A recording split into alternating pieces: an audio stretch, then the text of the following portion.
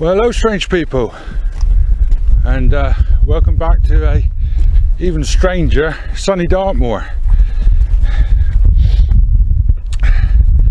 Not been away for a while.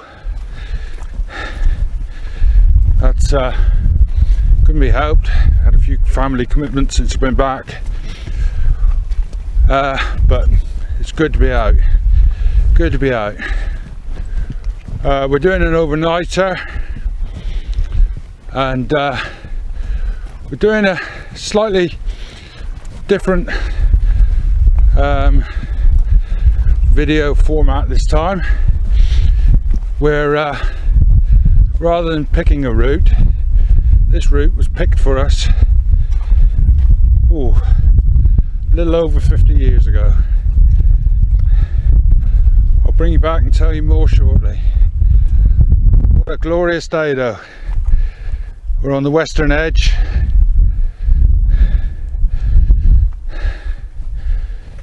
and we've got a few miles to cover, and some special guests that are presently stuck in traffic. Right, bring you back shortly.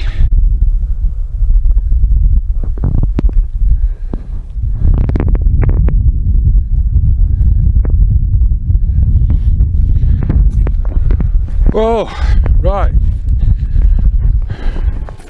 Well, this shed behind me wasn't here in 1966 when our story begins, but it stands on the base of a couple of sheds that were here at the time.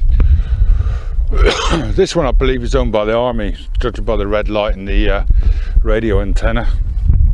But in 1966 the sheds that were here were owned by the prison service. My battery's about to go. What do you know? Right, I'll change my battery and come back. Well, that took so long, I've just about forgotten my name, and I've forgotten where I was. You can just write in the comments down below where I was. The prison service, yes, it's owned by the prison service, namely HMP Dartmoor, Princetown. And the prisoners that were on honesty were allowed to come out here and on working parties and fix the walls and the fences. Now, on the 12th of December 1966, we'll call him a hero, our hero was on a working party here, building walls and fences, and he decided to escape. And what we're going to do is follow, or as near as possible follow, because nobody actually knows exactly where he went. We know where he ended up. Well, when I say ended up, I mean ended up on the moors. We know where he got picked up by a car, so we'll certainly be going there.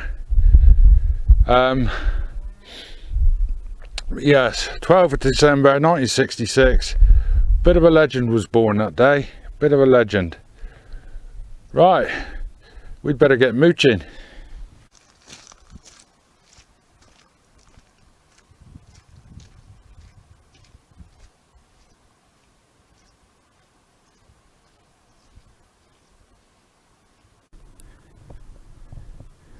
Lambrettas are out then.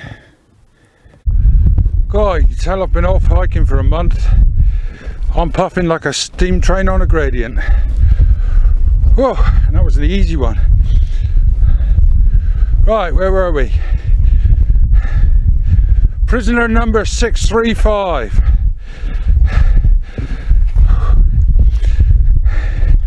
Bit of a naughty boy, which is hardly surprising since he ended up in the prison, but there you go. Right, this man was brought up in the East End of London. If you're not too sure, if you're in the States, so you don't know what a East Ender sounds like, I'm told that Dick Van Dyke in Mary Poppins does a seminal version of an EastEnder. If you want to hear a fake one, you just go over to step away from the screens and listen to Fat Lad for a while.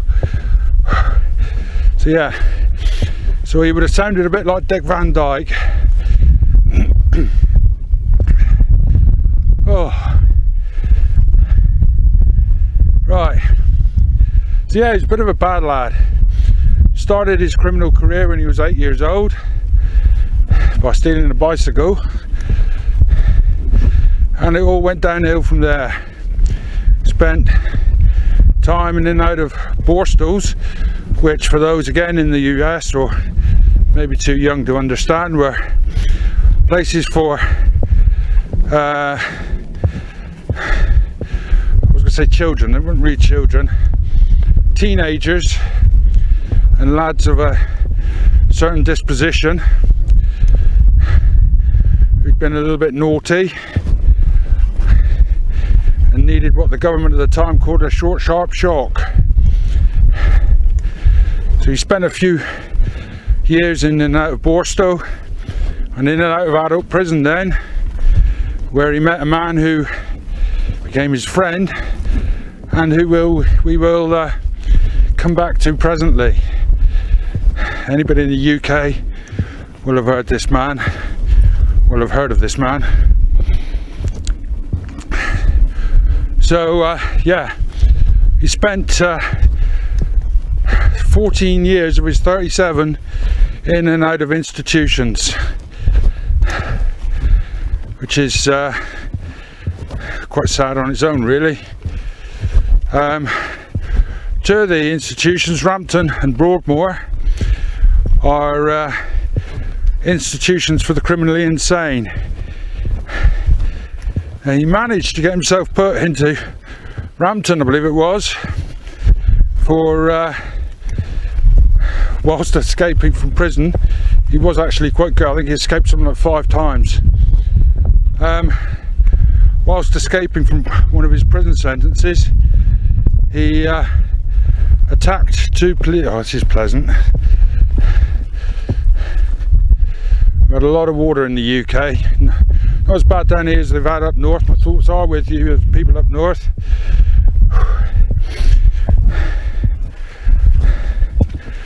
In Doncaster and Derbyshire, Yorkshire, my thoughts are with you in your flooding. Though we haven't had as much, we've certainly had quite a bit. Anyway, he got himself put into Rampton for attacking 2 police officers, or sorry, some police officers. I think it was more than one. Some police officers with a meat cleaver in each hand, which didn't go down too well, so they put him in a mental institution for that. Oh, it was a bit of a precursor for his final moniker, what he became famous for.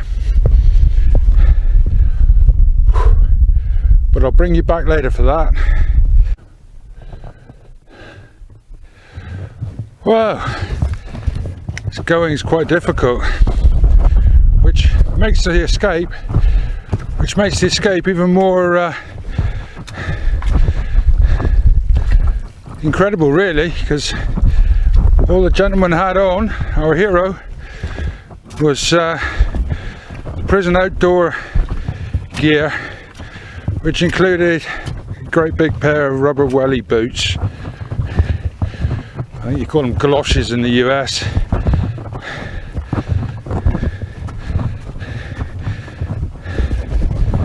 Which they wouldn't have been very pleasant to wear running across the moor. Anyway, I've followed, as far as I can tell, the easiest part of the route our hero would have taken. As I said, I think I said, if I didn't say it then I will now, the honour parties came out onto the moor to build walls for the farmers. As you can see, that wall goes all the way down It goes all the way back to the hut. Now, if I'm a Londoner, not used to the outdoors, bearing in mind he's spent 14 years behind bars as well, first thing I would want to do when I was trying to navigate was find a landmark, one that I know. And I think this wall would have been the perfect landmark, but the wall now curves off, goes up there, and then does a right hand turn. We don't really want to be doing that. We now want to be going out across the open moor. At this point, depending on weather conditions, I think would have been the possibly not scariest, but the point at which he'd have been most concerned. Because as you can see, okay, we have that wall there, but it goes off at a right angle in a minute, just at the top of that hill. We don't have any more features. It's fairly featureless. And I don't know what the weather conditions were like on that day, but December the 12th, I can't imagine they were quite as good as it is here. I'll let you in on a secret. I've been up for the last 2 weekends to try and make this film, and the weather has been atrocious. So we're quite lucky with the weather today.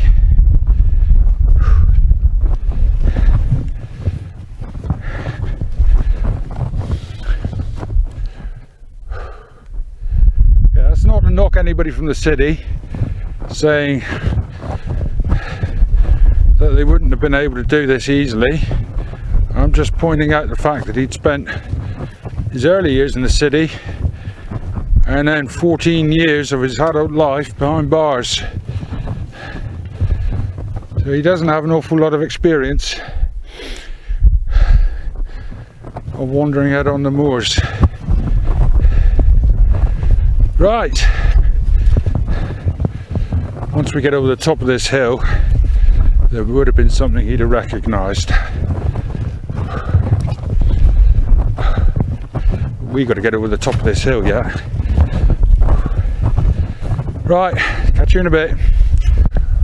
Well, at this point, our hero, prisoner number 635, would have, if the weather had been good, seen his first 2 landmarks that he'd have recognised. Certainly one over there in front of us. This camera won't pick it out, but over there is the television tower, sometimes known as Princetown Tower, Princetown TV mast. It's actually on South Hessery Tor, so it's I don't know what its proper name is, TV tower on South Hessery Tor. Anyway, it's something like 700 feet high, on top of a fairly high tor anyway. It's pretty much visible. Well, I can see Great Links Tor up here on the North Moor, so it's visible from quite some distance, and obviously at night it's lit up as well. During the daytime, in fog or bad weather, it's not visible at all. So if he did this in bad weather, I'm quite impressed, because as you can see, it's pretty bloody barren. Right, although I believe prisoner 635 would have gone that way, I'm actually heading that way to Great Mist Tor, which is another landmark he'd have seen, because to get to where we started he'd have had to drive around, something like a 13-mile road trip, and he'd have had to drive around and gone past this tor several times a day, or sorry, several times a day, several times over the period of his outings. I'm heading up there where I'm supposed to be meeting a couple of reprobates. See you soon.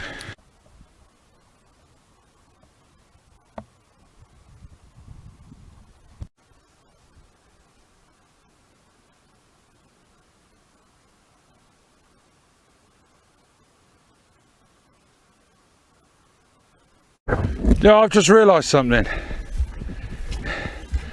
Those reprobates aren't as stupid as they seem.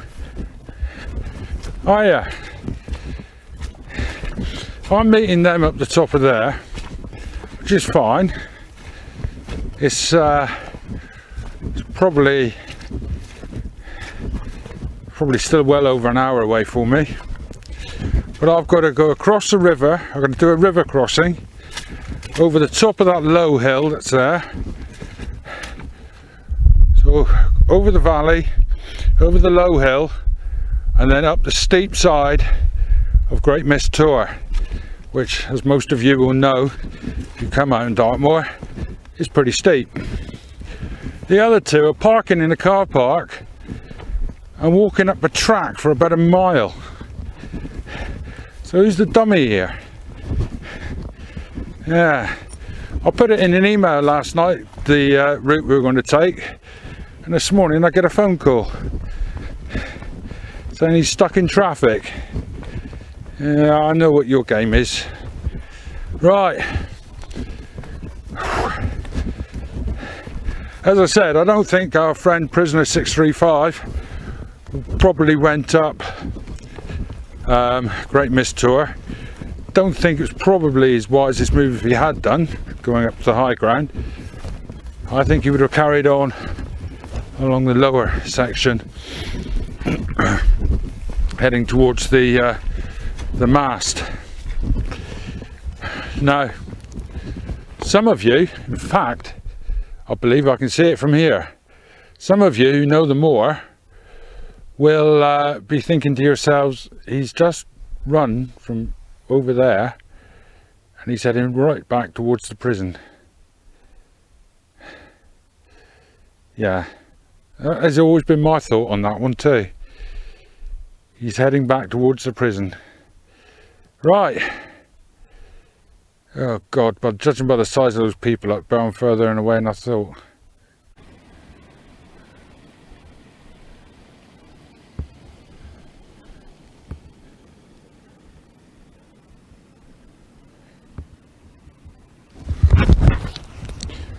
I haven't been down here in years. I forgot how pretty it was. There's a little ravine with waterfalls running down along beside me. I haven't got time to be filming, I'm afraid. It's a shame, but I'll come back. I will come back. And of course we've got the Walkham Valley down here, which is pretty nice. Pretty nice.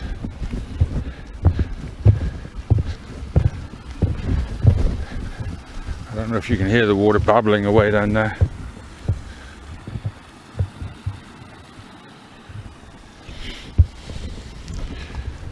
Got to get across the river next. Oh joys.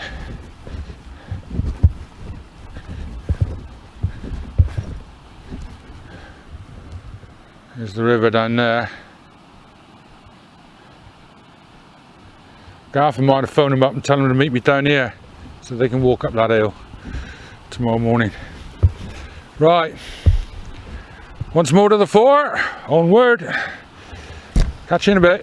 Just want to say this now before I cross. If you think I'm going to put the camera down, cross, and then come back for the camera, you're very much mistaken. I'm going to be doing this in one.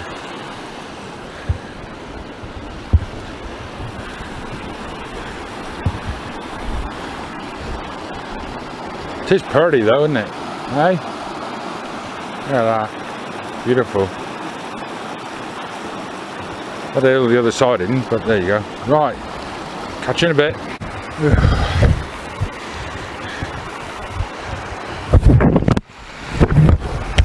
Whoever said still waters run deep, you need to come and try the quicker waters in this river.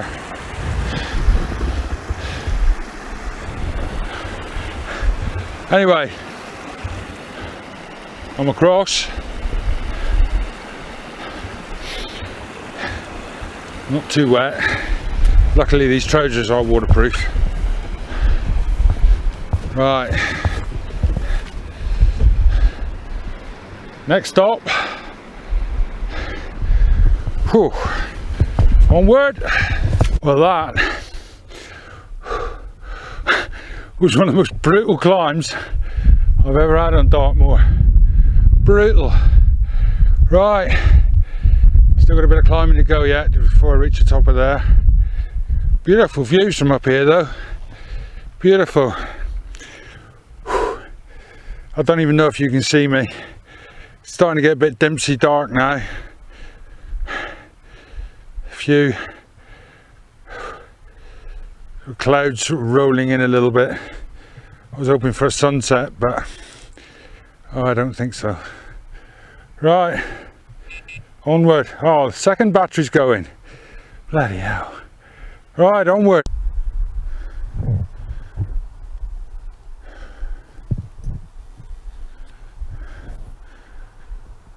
You probably won't see him, but I can. In fact, you won't see him at all. Well, I can. About 200 yards away, there's a fox. It's like he's following me. I forgot to change the battery.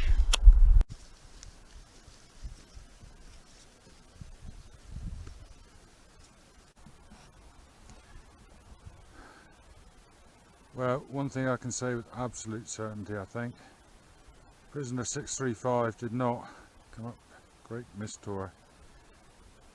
I am absolutely shattered. I think he would have gone around Greener Ball across that open country, but I'm only surmising as I don't actually know. But I'm pretty sure he did not, no way on earth, come up that hill. Oh, right. I'm not finished yet. See you at the top.